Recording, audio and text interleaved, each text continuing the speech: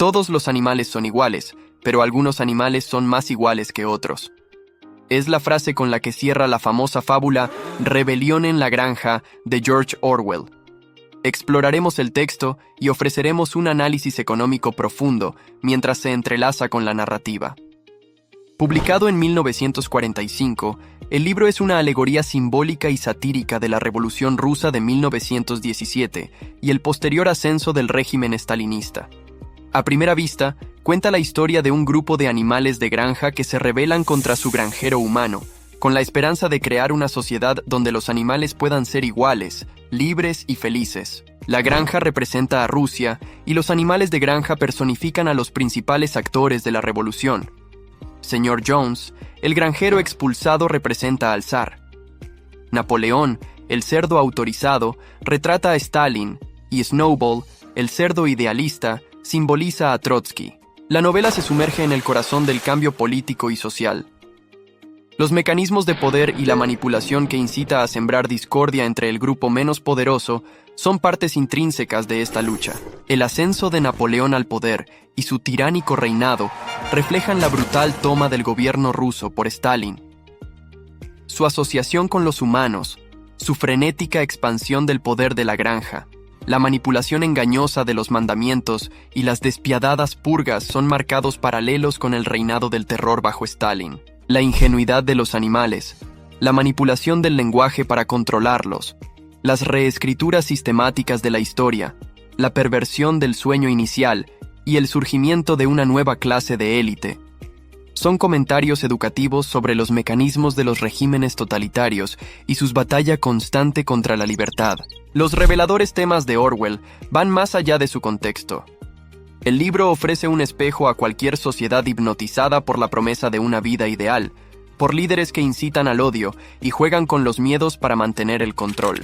Las diferencias inherentes entre los animales y los distintos grados de poder que poseen o que les otorga Napoleón reflejan el desapego entre los ciudadanos regulares y las élites gobernantes en un contexto económico. Visto desde una perspectiva económica, explora los efectos del poder y la autoridad sobre la asignación de recursos. Los cerdos cambian continuamente las leyes según su conveniencia, aumentando lentamente sus propios lujos, mientras que los animales de clase trabajadora se ven sometidos a condiciones cada vez peores. Además, existe el paralelo entre los humanos y los cerdos.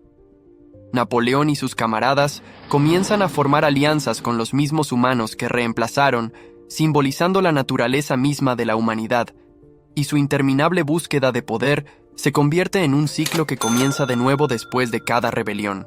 La introducción del capitalismo y la interacción de los cerdos con el mundo humano plantean los aspectos negativos del capitalismo vistos a través de la lente de un comunista. A medida que el sistema capitalista se infiltra en la granja, pinta un escenario sombrío en el que el sueño socialista inicial de igualdad pasa a un segundo plano frente a los privilegios individuales y la disparidad económica, arrojando luz sobre los efectos desastrosos del capitalismo bajo un liderazgo explotador con una visión miope.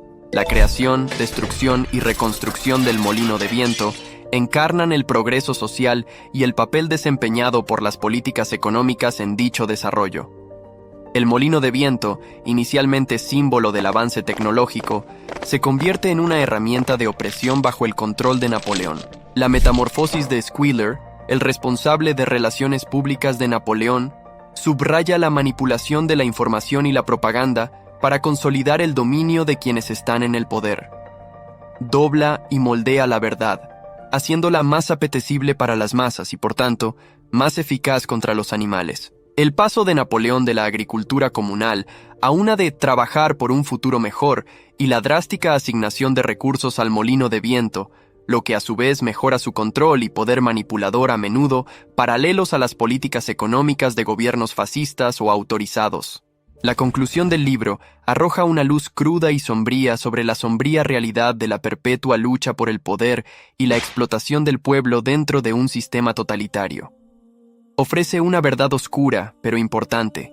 La creencia ingenua en la promesa de una sociedad utópica idílica a menudo conduce a una distopía aún peor. El análisis de Rebellion on the Farm, a través de la lente del realismo económico, no disminuye su importancia como obra de ficción política. Más bien, enriquece la narrativa al resaltar la intrincada relación entre poder, gobernanza y asignación de recursos. Orwell nos recuerda, a través de la tragedia de Animal Farm, que el poder ilimitado y la búsqueda incesante de intereses personales bajo la apariencia de un objetivo común es una amenaza inherente a cualquier sistema, ya sea el capitalismo, el socialismo o sus variaciones. Rebelión en la Granja nos deja con una pregunta inquietante. ¿Hasta qué punto estamos dispuestos a permitir que nuestros líderes o nuestro sistema económico dicten nuestras vidas, nuestros sueños y nuestro futuro? La respuesta de la novela es alta y clara. No una pulgada. A medida que viajamos por el panorama económico que Orwell entreteje en Rebellion on the Farm, aprendemos a cuestionar, criticar y resistir. Estos son los primeros pasos hacia cualquier forma de democracia, socialismo o capitalismo que realmente sirva al pueblo, no a las élites. La lucha de poder entre los animales y los cerdos, los seres humanos y los cerdos entre ellos, simbolizan la eterna danza de control y manipulación siempre presente en los ámbitos económico y político. Orwell, con su narrativa atemporal y universal, ataca las raíces mismas del poder, sus significados, sus manifestaciones y sus impactos, recordándonos cómo los poderes económicos, si no se mantienen bajo control, pueden conducir a sociedades inherentemente injustas y desigual.